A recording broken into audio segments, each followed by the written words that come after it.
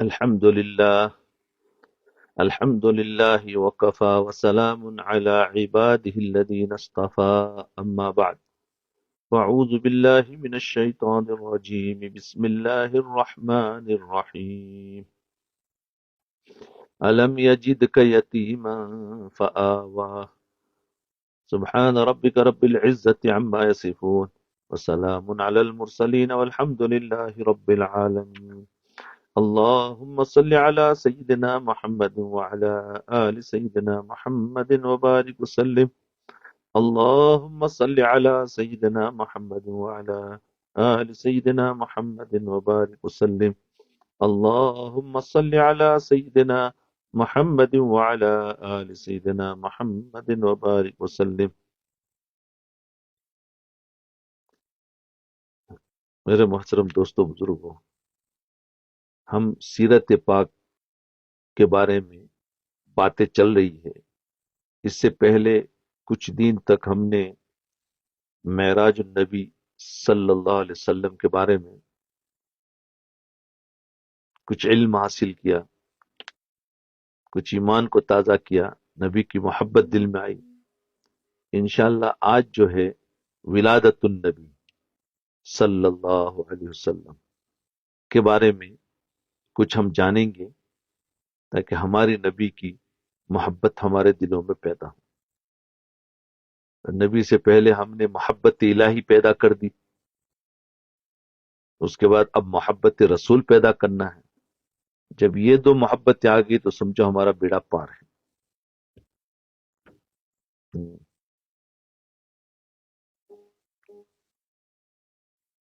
جی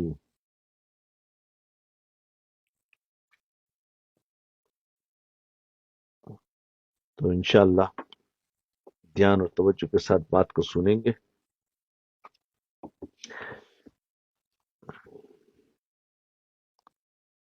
انعام سے پہلے آزمائش کا مرحلہ. دیکھو دوائیوں کی بوتل پر اکثر اوقات یہ بات لکھی ہوتی ہے.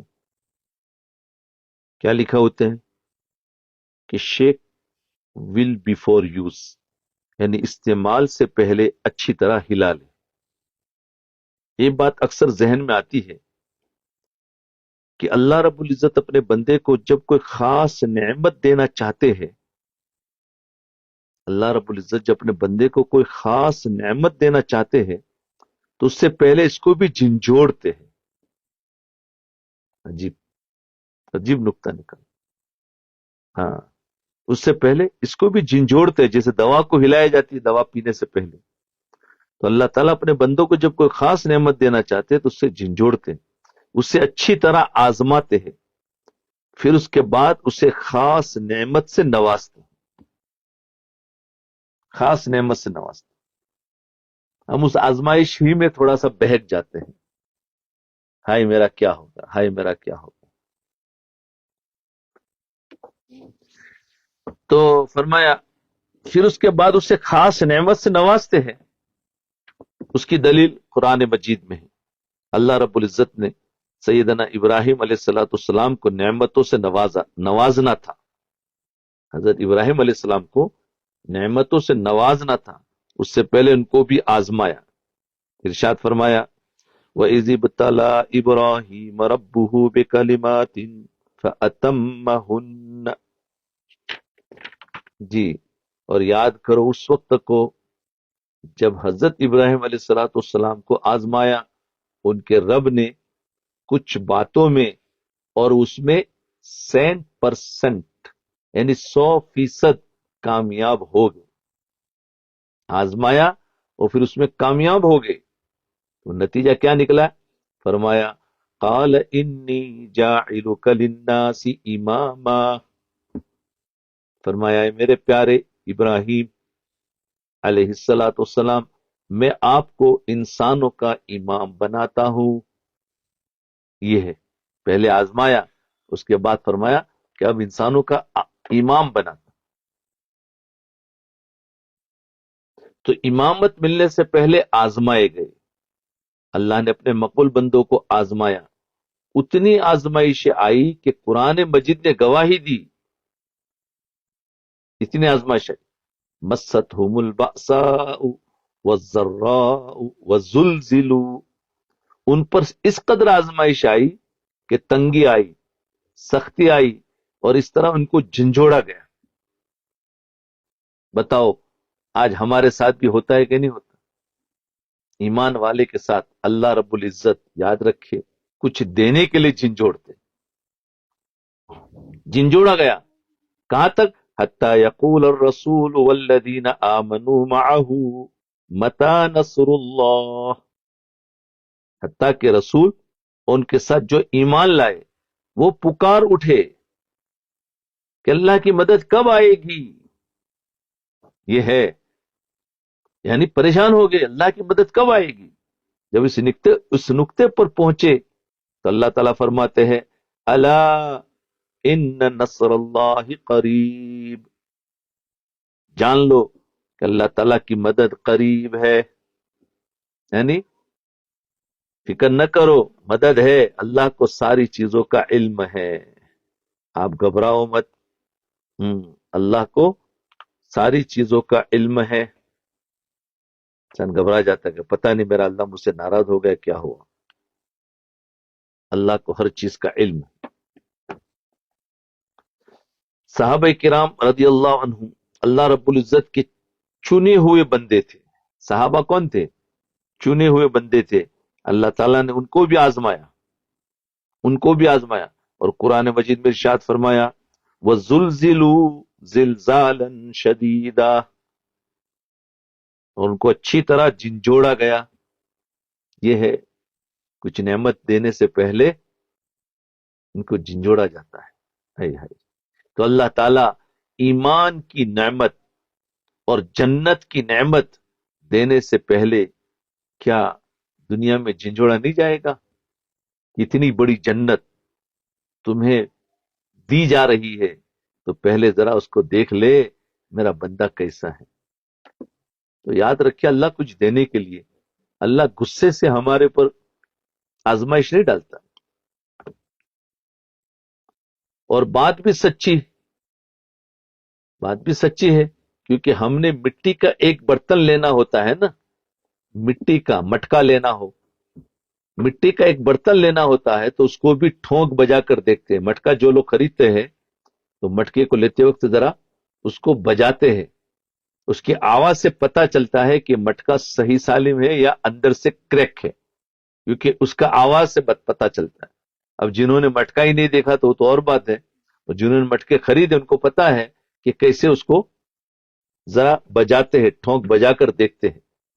अगर हम 2 रुपए के बर्तन को कच्चा पक्का देखते हैं और 3 रुपए के तरबूज को ठोंक बजाकर देखते हैं कि ये कच्चा है या पक्का, तो अल्लाह रब्बुल इज्जत ने भी इंसान को अपना बनाना होता है, उसको भी ठोंक बजाकर देखते हैं कि ये कच्चा है या पक्का। चुनांचे आजमाया जाता है, और जो उसमें कामयाब हो जाता है फिर उसको इनाम मिलता है। आजमाइश आती है तो अच्छे अच्छे हिल जाते हैं, और फिर कुछ लोग तो अल्लाह पर एतराज शुरू कर देते हैं, और कुछ तो इनाम से ही, यानी ईमान से ही निकल जाते हैं, एथिस बन जाते हैं, दहरिया बन जाते हैं, मजहब को छोड़ देते हैं। अरे क्या मजहब को छोड़ने से सुकून मिल जाएगा? क्या अल्लाह के इनकार से सुकून मिल जाएगा? खुदा पाक की कसम, अल्लाह को छोड़कर दुनिया के जिस कोने में भी जाएगा, बेचैनी तो बढ़ेगी, सुकून नहीं मिल सकता। उसी अल्लाह के पास आना पड़ेगा। यह आजमाता है, इसी पर जम जाओ।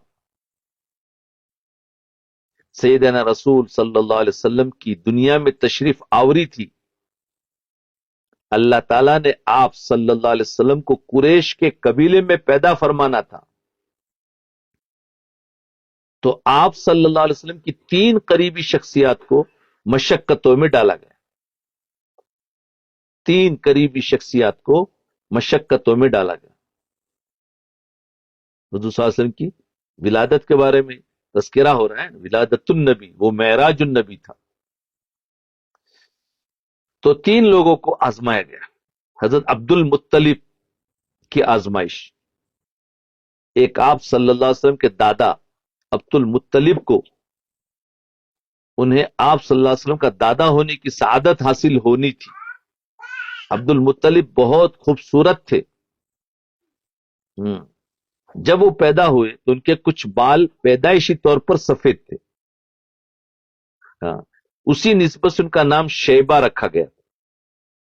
اللہ کی شان کے کچھ عرصے کے بعد ان کی والد وفات پا گئے عبد المطلب کے. ان کی والدہ کا نام سلمہ تھا. والدہ کا نام سلمہ تھا. وہ مدینہ منورہ آ گئی. بچہ اپنی والدہ کے پاس پرورش پاتا رہا حتیٰ کہ ابتدائی جوانی کی عمر کو پہنچا. مکہ مکرمہ کا رہنے والا ایک حارسی شخص کسی کام کے لیے مدینہ گیا تو اس نے چند لڑکوں کو تیر اندازی کا مقابلہ کرتے دیکھا. ان میں سے ایک نوجوان جو دیکھنے میں بھی خوبصورت تھا، جس کی شخصیت میں جاذبیت بھی تھی، وہ جب بھی نشانہ لگاتا تو ٹھیک نشانے پر تیر لگتا. مکہ کا ایک آدمی ادھر گیا، پھر وہ خوشی سے اشعار پڑھتا. لوگوں میں مکہ کے رہنے والے قبیلے قریش کا فرزند ہوں اور وہ کہتا لوگوں میں مکہ کے رہنے والے قبیلے قریش کا فرزند ہوں، میرے نشانے ٹھیک لگتے ہیں، اشعار کہتا. تو حارسی کو اس پر بڑا پیار آیا. جو آدمی گیا تھا اس کو بڑا پیار آیا. چنانچہ اس نے پوچھا یہ کون ہے؟ بتایا گیا کہ یہ مکہ میں پیدا ہوا تھا. کچھ عرصہ بعد اس کا والد فوت ہو گیا اور اپنی والدہ کے ساتھ یہاں اپنے ننیال آیا ہوا ہے. ان کے سارے قبیلے والوں کو جانتا تھا. واپسی پر اس نے آ کر ان کے چچا جن کا نام مطلب تھا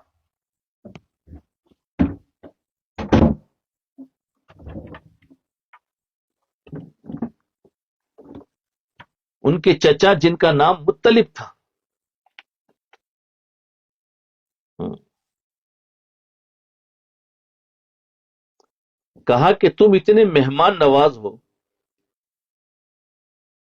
چچا مطلب کہا اتنے مہمان نواز ہو، اتنے سخیر، اتنے اچھے اخلاق والے ہو، کیا تمہیں پتا نہیں کہ تمہارا بھتیجا کتنی مشکل میں وقت گزارتا ہے؟ مطلب اسے اپنے پاس لاؤ اور اس کی اچھی تربیت کرو. اس شخص نے انہیں اتنا برانگیختہ کیا، یہ حارسی نام نے، کہ اس نے قسم کھا لی کہ جب تک میں اپنے بھتیجے کو مکہ نہیں لاؤں گا اس وقت تک چین سے نہیں بیٹھوں گا. اس نے یہ کر لیا، چین سے نہیں بیٹھوں گا. چنانچہ مطلب مدینہ آئے، یعنی وہی جن کا نام مطلب تھا وہ مدینہ آئے. ان کی والدہ سے بات کی. خاندان والوں نے بھی ماں کو سمجھایا کہ بچہ بڑا ہو گیا ہے، اگر یہ تمہارے پاس رہے گا تو صحیح معنوں میں عزت کا مقام نہیں پا سکے گا، اور اگر وہ اپنے نمایاں مقام ہوگا اور اگر وہ اپنے ددیال میں چلا جائے گا تو ان کا بڑا قبیلہ ہے اور وہ اشراف ہے، اس لیے وہاں اس کا نمایاں مقام ہوگا. چنانچہ انہوں نے شیبہ کو یعنی حضرت عبداللہ کو شیبہ کو ان کے ساتھ بھیج دیا. جی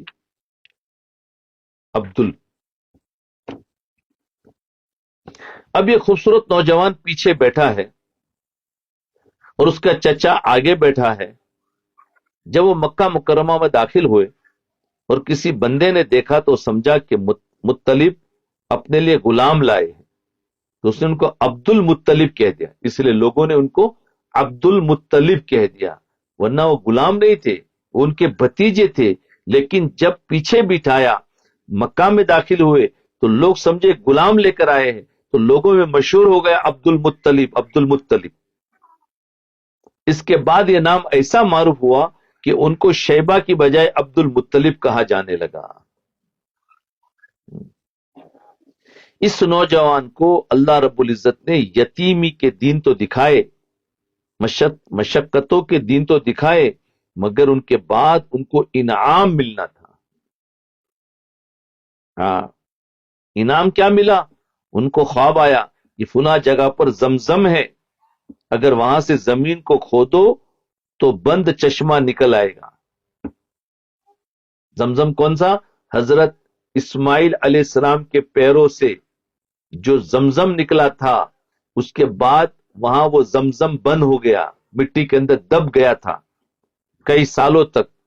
تو اللہ تعالیٰ نے یہ حضور صلی اللہ علیہ وسلم کے والد حضرت عبداللہ، تو ان کو، یہ عبد المطلب کو چشمہ ان کو دکھایا گیا خواب میں. ان دنوں مکہ مکرمہ میں پانی نہیں تھا، لوگوں کے لیے وہاں رہنا مشکل تھا، نہ جینے کو پانی نہ پینے کو پانی. چنانچہ عبد المطلب نے، تو یہ عبد المطلب نے زمین کی کھودوائی شروع کر دی، زمین کی کھودوائی شروع کر دی. وہ اکیلے ہی زمین کھودتے رہے. بالآخر وہ دن بھی آیا جب انہوں نے زمزم کے چشمے کے دہانے بڑی چٹان کو توڑا، اس کے منہ پر ایک بڑی چٹان تھی، اس کو توڑا اور نیچے سے پانی نکل آیا. اس کے بعد اللہ تعالیٰ نے عبد المطلب کو بیت اللہ کا متولی بنا دیا. بیت اللہ تو تھا، زمزم چھپ گیا تھا، تو اس کو وہاں کا متولی ہے، کیونکہ انہوں نے یہ نئی چیز ایجاد کر دی جو مٹ چکی تھی، تو اس میں ان کو عزت مل گئی. اب کہاں مدینہ منورہ کے دیہات میں پڑے ہوئے تھے، اور ان کے چچا مطلب ان کو لے کر ان کا نام عبد المطلب بن گیا. اللہ تعالیٰ ان کو مشکل اور تنگی کے حالات دکھائے. متولی، چونکہ اللہ تعالیٰ ان کو بیت اللہ کا متولی بنایا تھا، اس لیے اس سے پہلے اللہ تعالیٰ نے ان کو مشکل اور تنگی کے حالات دکھائے. یہ تربیت ہوتی ہے اللہ کی طرف سے. تو پہلے مشکل حالات آئے، لیکن اب عزت ملی، متولی بننا. تو ہم ہمیشہ ہر عزت سے پہلے تھوڑی سی تربیت ہوتی. آج ہم لوگ اس بات کو سمجھ نہیں پاتے. اگر کسی پر ذرا سی مشقت کے دن آنے لگے تو سمجھتا ہے کہ بس میں اللہ سے دور ہو گیا ہوں، میرے تو اللہ سنتا نہیں ہے، میں کون سے عمل کروں جس سے اللہ راضی ہو جائے، بس میں تو اللہ سے دور ہو گیا ہوں اور اللہ مجھ سے ناراض ہے. یہ کتنی بڑی غلط فہمی لگ جاتی ہے کہ ذرا سی مشقت آئی تو کہتے ہیں اللہ مجھ سے ناراض ہے. یہ بہت بڑی غلط فہمی لگ جاتی ہے کہ پیسہ ملنے کو اللہ تعالیٰ کی خوشی سمجھتے ہیں اور پیسے کم ہونے کو اللہ کی ناراضگی سمجھتے ہیں. یاد رکھے کہ اللہ تعالیٰ کی ناراضگی یا اس کے راضی ہونے کا تعلق احکام شریعت کے ساتھ ہے، اس کے مال و دولت کے ساتھ نہیں، شریعت کے ساتھ، دین کے ساتھ ہے. اگر زندگی شریعت کے مطابق ہوگی اللہ رب العزت راضی ہوں گے، اور اگر زندگی شریعت کے خلاف ہوگی تو کروڑ پتی نہیں اربوں پتی بھی ہوں گے تو اللہ اس سے ناراض ہوں گے. تو مال و دولت یا چیزوں کے ملنے پر رضامندی، نہ ملنے پر ناراضگی بالکل نہیں. دین ہوگا تو اللہ تعالیٰ رضامندی، اور دین نہیں ہوگا تو اللہ ناراض ہے. ایسے کروڑ پتی ہے جسے اللہ تعالیٰ ناراض ہے. ایک کھلی دھلی بات ہے. تو ایک تو آزمائش، حضور کی پیدائش سے پہلے 3 شخصوں کو آزمایا گیا. ایک تو حضرت عبد المطلب کو، تو دوسرا حضرت عبداللہ رضی اللہ، عبداللہ کو، حضرت عبداللہ کو جو حضور کے والد ہیں. عبد المطلب نے، اب یہ عبد المطلب یعنی عبداللہ کے والد عبد المطلب، عبد المطلب نے منت مانی. کیا منت مانی؟ کہ اگر میرے 10 بیٹے ہوئے، اگر میرے 10 بیٹے ہوئے تو میں ان میں سے ایک کو اللہ کے نام پر قربان کروں گا. یہ منت مانی. اللہ کی شان کے 10 بیٹے بھی مل گئے. اب انہوں نے سوچا کہ میں اپنی قسم کو پورا کروں، یعنی کہ 10 بیٹے ہو تو ایک کو اللہ کے نام پر قربان کروں. اب لیکن بیٹوں میں سے کس کو ذبح کروں؟ قربان تو کرنا ہے. وہاں قربانی کیا یعنی ذبح کرنا، وہ منت مانی جاتی تھی. تو فرمایا کس کو ذبح کروں؟ اس کے لیے قرآن ڈالا گیا. قرآن ان کے بیٹوں میں سے ایسے بیٹے کے نام آیا جو بہت ہی خوبصورت تھا، اس کا نام عبداللہ تھا. حضرت عبد المطلب کو 10 بیٹے ہوئے، ان 10 بیٹوں میں سے ایک کا نام عبداللہ تھا. تو آپ نے سوچا ایک کو اللہ کے نام پر قربان کرنا ہے، تو انہوں نے قرآن ڈالا کہ اب کس کو کروں؟ تو نام عبداللہ کا آیا، اس کا نام عبداللہ تھا. لوگوں نے کہا بھائی بچے کو ذبح نہ کرو، بلکہ بچے اور اونٹوں کے درمیان تم قرا ڈالو. چنانچہ انہیں بچے کے نام، کیونکہ بچے کا نام تو آ گیا، لوگوں نے کہا اس خوبصورت بچے کو ذبح نہ کرو، چھوڑ دو. اب تم نے منت مانی ہے تو منت کا ایک راستہ اور ہے کہ بچہ اور اونٹ کے نام پر قرا ڈالو. تو جب تک اونٹ کے نام پر قرا آ جائے گا تو ان اونٹوں کو ذبح کر دو تو تمہاری منت پوری ہو جائے گی. تو ان لوگوں نے کہا بھائی بچے کو ذبح نہ کرو، بلکہ بچے اور اونٹوں کے درمیان تم قرا ڈالو. چنانچہ انہوں نے بچے کے نام اور 10 اونٹ لکھ دیے. ان دونوں میں سے کیا ذبح کروں، کس کو اللہ کے نام پر قربان کروں؟ نام قرا ڈالا، مگر قرا عبداللہ کے نام نکلا. 10 اونٹ لکھے تو عبداللہ کے نام نکلا. پھر انہوں نے 10 اونٹ اور بڑھا دی، یعنی 20 اور عبداللہ، تو قرا عبداللہ کے نام آیا. پھر انہوں نے 10 اور بڑھائے، یعنی 30 اور عبداللہ، تو قرا عبداللہ کے نام آیا. اونٹ بڑھتے گئے حتیٰ کہ جب 100 اونٹ کی تعداد رکھی گئی، 100 اونٹ ایک طرف لکھا اور عبداللہ کا نام، تو اب قرا اونٹوں کے نام آ نکلا.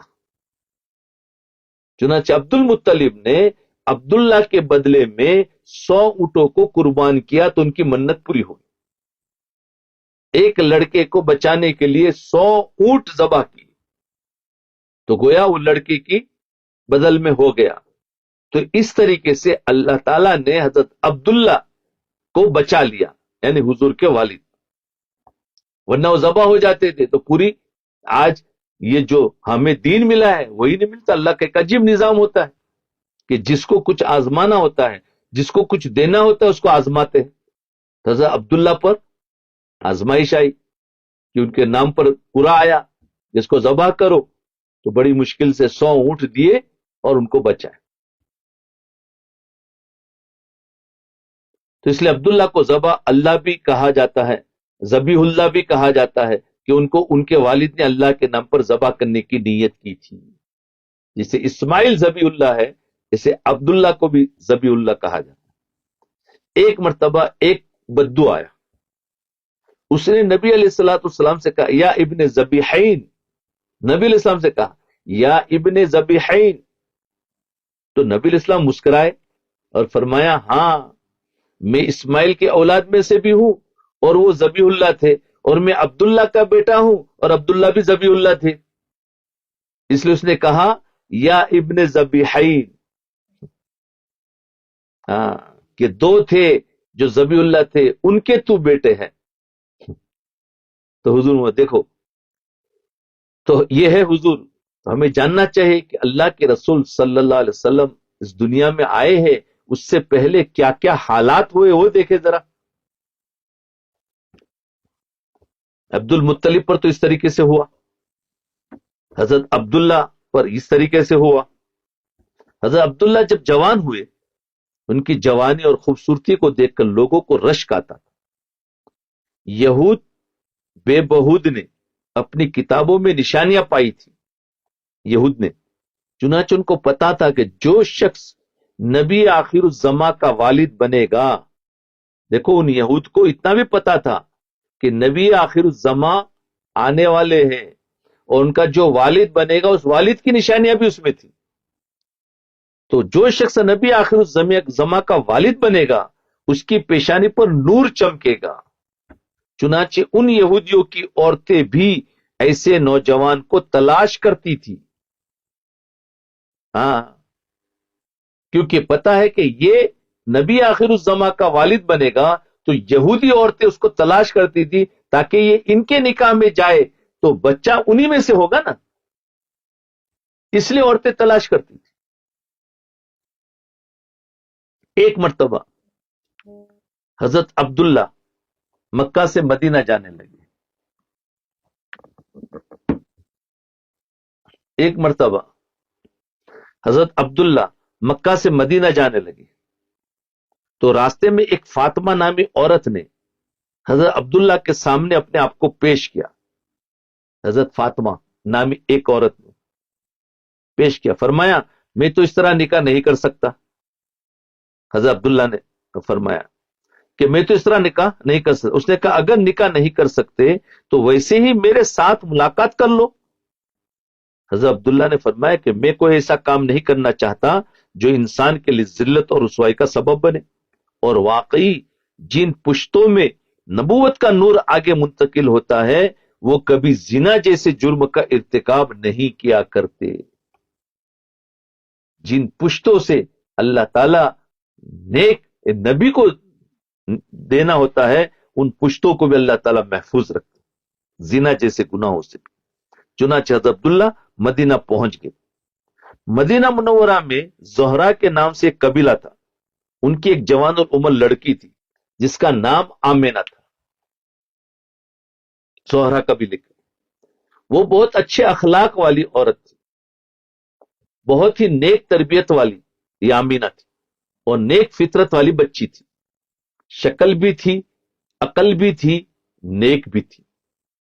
دیکھو ظاہر بات ہے نبی رحمت للعالمین کی ماں جس کو بننا ہے تو وہ ماں بھی تو عقل والی، شکل والی، نیک بھی، اور ہر نعمت اس کے پاس تھی۔ چنانچہ اسے حضرت عبداللہ کے لیے پسند کیا گیا مدینہ میں جا کر، کیونکہ یہ آپ کا سسرال تھا، وہاں سے حضور صلی اللہ علیہ وسلم کیونکہ ننیال تھا، والدہ وہاں کی تھی مدینہ سے، اور ہر نعمت اس کے پاس تھی۔ چنانچہ اسے حضرت عبداللہ کے لیے پسند کیا گیا، پھر اس کے ساتھ ان کا نکاح ہوا۔ نکاح کے بعد حضرت عبداللہ واپس آئے تو یہی فاطمہ نامی عورت نے پھر حضرت عبداللہ کو دیکھ کر کہنے لگی، یہ فاطمہ نامی عورت جو راستے میں ملی تھی، اب آپ کے چہرے پر وہ نور نظر نہیں آ رہا جو مجھے پہلے نظر آتا تھا۔ اس عورت نے حقیقت میں نبی رحمت صلی اللہ علیہ وسلم اپنے والد سے اپنی والدہ کے بدن میں منتقل ہو چکے۔ دیکھو یہود اتنا جانتے تھے کہ ان کے چہرے پر ایک نور ہوگا، اور جب نکاح ہوا تو کہا یہ نور منتقل ہو گیا، اب کہاں پر؟ کہ پیٹ میں، ان کی والدہ کے پاس۔ اب دیکھیے کہ عبد المطلب پر بھی امتحان آیا، پھر حضرت عبداللہ پر بھی امتحان آیا۔ اب تیسری شخصیت بی بی آمینہ کی تھی، بی بی آمینہ کی تھی جس نے والدہ بننا تھا، ان پر بھی امتحان آیا۔ اب ان کا ان پر امتحان کیا؟ حضرت عبداللہ پر امتحان آیا، سمجھ گئے کہ ان کے مقابلے میں 100 اونٹ ذبح کیے گئے، اور ان کو راستے میں ایک عورت ملی کہ میرے ساتھ ایک کام کرو، وہاں سے بھی بچایا گیا۔ اب حضرت بی بی آمینہ کی آزمائش کیا تھی؟ تیسرے نمبر پر شادی کے چند مہینوں کے بعد مکہ مکرمہ کا ایک قافلہ، مکہ مکرمہ کا ایک قافلہ تجارت کے لیے شام کی طرف گیا۔ حضرت عبداللہ بھی اس قافلے کے ساتھ گئے۔ حضرت عبداللہ بھی، کون ہے عبداللہ؟ حضور کے والد، وہ بھی قافلے کے ساتھ گئے۔ اب شادی کے ابتدائی دنوں میں میاں بیوی میں جدائی دل کو بڑا اداس کرتی ہے، تو بی بی آمینہ بھی بہت اداس ہوئی۔ کیوں؟ شوہر چلے گئے۔ حضرت عبداللہ نے وعدہ کیا کہ اداس نہ ہو، میں جلدی آ جاؤں گا، اور ساتھ یہ بھی کہا کہ جب قافلے کی آنے کی گھنٹی بجے تو اس وقت تم دروازے پر آنا، میرا استقبال کرنا، میں بھی تمہیں محبت سے ملوں گا۔ یہ سارا اپنی بیوی کو اطمینان دلایا، یہ وعدہ کر کے حضرت عبداللہ چلے گئے۔ کچھ وقت بلاد شام میں، شام کے ملکوں میں تجارت کے لیے گزارا۔ جب وہاں سے واپس تشریف لانے لگے تو مدینہ منورہ میں حضرت عبداللہ کو بخار ہو گیا۔ واپس آئے تو مدینہ منورہ میں حضرت عبداللہ کو بخار ہو گیا، اور ایسے بیمار ہوئے کہ ان کے لیے سفر کرنا ممکن نہ تھا، ایسے بیمار ہوئے۔ چنانچہ مدینہ میں سسرال کے ہاں قیام کر لیا، سسرال میں قیام کر لیا۔ جب وہ قافلہ مکہ مکرمہ پہنچا اور گھنٹی بجی، کیونکہ انہوں نے پہلے بتایا تھا جب قافلہ آئے گا گھنٹی بجے گی، اس زمانے کا ایک رواج تھا، تو تم میرا استقبال کے لیے دروازے پر آنا، یہ کہہ کر گئے تھے۔ جب گھنٹی بجی تو بی بی آمینہ بہت خوش ہوئی کہ چلو میرے شوہر واپس آ گئے، میرے شوہر آ گئے۔ چنانچہ دروازے پر آئی، قافلے کے لوگ اپنے اپنے گھروں کو چلے گئے، مگر حضرت عبداللہ نہ آئے۔ بی بی آمنہ اور زیادہ پریشان ہوئی. پتا چلا کہ وہ بیمار ہے اور مدینہ طیبہ میں ہے. کتنا غم ہوا ہوگا بتاؤ. نئی نئی شادی ہوئی ہے, ابھی تو مدینہ سے آ رہے ہیں اور تجارت میں چلے گئے. لہذا ان کے قریبی رشتہ دار مدینہ کی طرف روانہ ہوئے, اور اللہ کی شان کے رشتہ دار بھی مدینہ پہنچے بھی نہیں تھے کہ حضرت عبداللہ 18 سال کی, حضرت عبداللہ کی عمر کتنی, 18 سال کی جوانی کی عمر میں اللہ کے پاس چلے گئے. اللہ اکبر. بتاؤ 18 سال. اب بی بی آمینہ کی عمر تو 18 سال سے بھی کم ہوگی. اتنی چھوٹی عمر میں بی بی آمینہ بیوہ ہو گئی. اب سوچئے کہ بی بی آمینہ پر کیا بیتتی ہوگی. جوان بیوی ہے, جوان شوہر ہے, شوہر چلا گیا. دیکھو اللہ تعالیٰ کا ایک عجیب نظام ہے, ان کو بھی آزمائش میں نکالا. اب حضرت بی بی آمینہ کی آزمائش ہے کہ سب سے پہلے تو شوہر ہی چلا گیا. اب عمر کتنی چھوٹی سی, اب کیسے ان کو ضرورت ہوتی ہے. ہاں, تو وہ جو نور تھا ان کی کتابوں میں, اس نے دیکھ لیا کہ تمہارے چہرے سے نکل گیا ہے پیشانی سے, اور چلا گیا. بی بی آمینہ فرماتی ہے کہ مجھے بہت دیر کے بعد پتا چلا کہ میں حاملہ ہوں. پتا بھی نہیں چلا, مگر یہ حمل عجیب تھا کہ بچے ماں کی پیٹ میں ہوتے ہیں تو اسے تکلیف محسوس ہوتی ہے ماں کو, جبکہ مجھے تکلیف ہی نہیں محسوس ہوتی تھی. یہ کہہ رہی مجھے تکلیف ہی نہیں محسوس ہوتی تھی, البتہ مجھے حالات کچھ بدلے بدلے نظر آتے تھے. وہ کیسے, اب وہ سنی. جب میں کہیں جانے لگتی تو میں دیکھتی کہ ایک جھونکا آتا ہے, اللہ اکبر, اور درخت میرے آگے جھک جاتے. اسی طرح میں اپنے سامنے درخت کو جھکتا دیکھتی تھی. یعنی دیکھو تو صحیح, عجیب اللہ, یعنی درخت جھکتے جاتے اور یہ چلتی جاتی تھی. یعنی درخت پہلے سے سلامی کر رہے ہیں, جبکہ حضور ابھی ماں کے پیٹ میں ہیں اور درخت جھکنا شروع ہو گیا. یہ ہے ہمارے نبی, درختوں کو جھکتا دیکھتی تھی. ایک تو یہ دیکھا آپ نے ایک عجیب و غریب احوال, ایک تو ان کو کوئی تکلیف محسوس نہیں ہوئی, دوسرا بولے میں کہیں نکلتی تھی تو درخت جھکتے تھے, تیسرا جب میں پانی بھرنے کے لیے زمزم کے چشمے پر پہنچتی تو دیکھتی کہ زمزم کا پانی اوپر کنارے کے بالکل قریب ہوتا تھا. جب میں پہنچتی قریب ہوتا تھا, اور جب میں پانی بھر کر واپس آنے لگتی تو پانی نیچے چلا جاتا تھا. پانی نیچے چلا جاتا.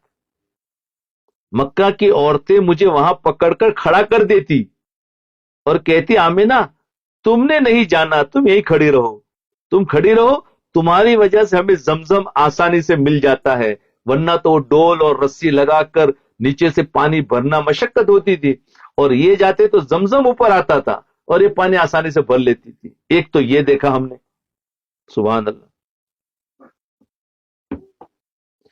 چوتھی چیز کیا دیکھی, میں یہ بھی دیکھتی کہ اگر مجھے دھوپ میں کوئی کام کرنا ہوتا, دھوپ میں اگر کوئی کام کرنا ہوتا تو بادل کا ٹکڑا آ کر میرے اوپر سایہ کر دیتا. اللہ, بادل کا ٹکڑا آ کر میرے اوپر سایہ کر دیتا. یہ درختوں کا جھک جانا, پانی کا قریب آ جانا, بادل کا سایہ کرنا, ایسی باتیں تھی جو مجھے انوکھی انوکھی لگتی تھی, ایک عجیب سی لگتی تھی.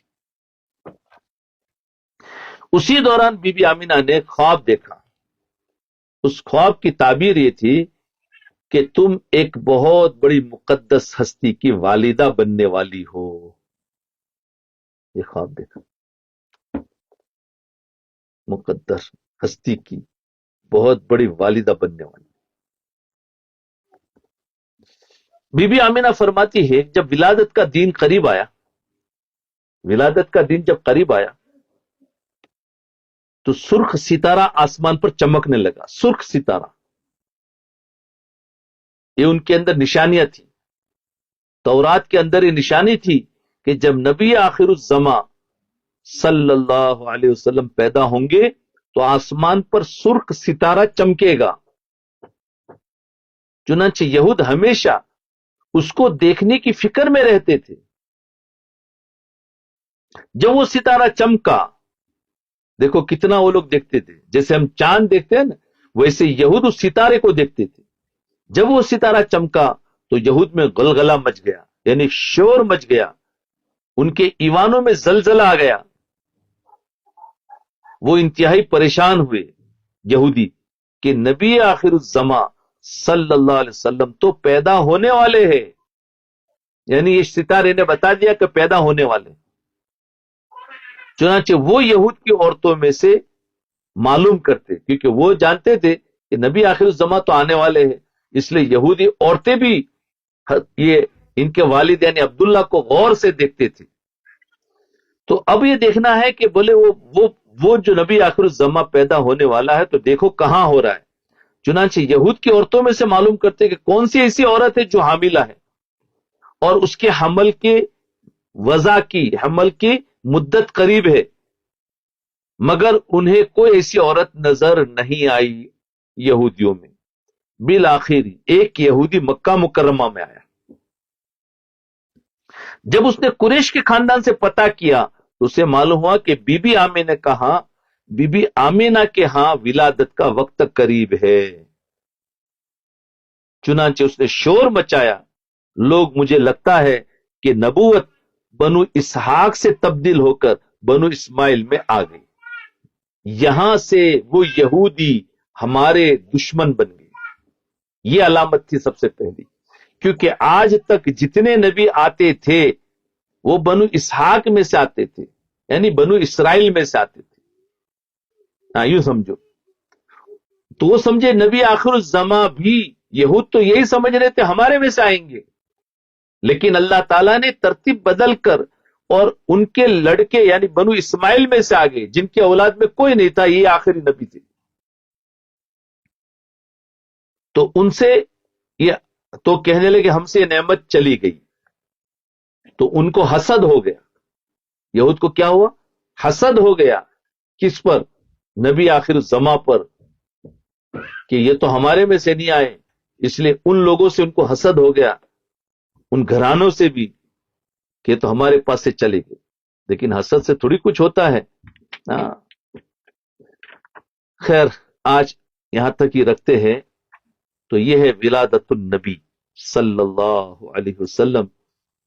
ہمارے ہر بچے کو، بڑوں کو اور چھوٹوں کو معلوم ہونا چاہیے کہ ہمارے نبی کے والد کا نام کیا ہے، والدہ کا نام کیا ہے، چچا کا نام کیا ہے، کیسے دنیا میں آئے، کیا ظاہر ہوا، یہ سب معلوم ہونا چاہیے. ہماری ابتدائی سیرت ہے. ہمارے بچوں کو اگر یہی معلوم نہیں ہوگا اور باقی تو ساری ہسٹری، جغرافیہ اور سب معلوم ہے تو اس سے کیا فائدہ. ہمیں معلوم ہونا تاکہ ہمارے نبی کی محبت ہمارے بچوں میں ہمارے اندر بھی آئے. تو اس لیے شروع کیا تھا. دیکھو معراج النبی جو ہے وہ تو کچھ لوگ جان لیتے ہیں، لیکن نبی علیہ السلام کی ولادت سے کیسے اور پھر انہوں نے کیسے دین کا کام کیا، انشاءاللہ تھوڑا تھوڑا آتا جائے گا. تو جو لوگ بھی ان باتوں کو سن رہے دھیان سے سنیں، اپنے بچوں کو بھی اس میں سے سنائے. اگر بچے نہ بیٹھے ہو تو بعد میں اس میں سے کچھ چیزیں نوٹ کر لے اور اپنے بچوں کے سامنے بھی رکھے کہ دیکھو، تو بچے بھی شوق میں سننے کے لیے انشاءاللہ بیٹھیں گے. ٹھیک ہے، اللہ تعالی ہمیں اس پر عمل کی توفیق عطا فرمائے.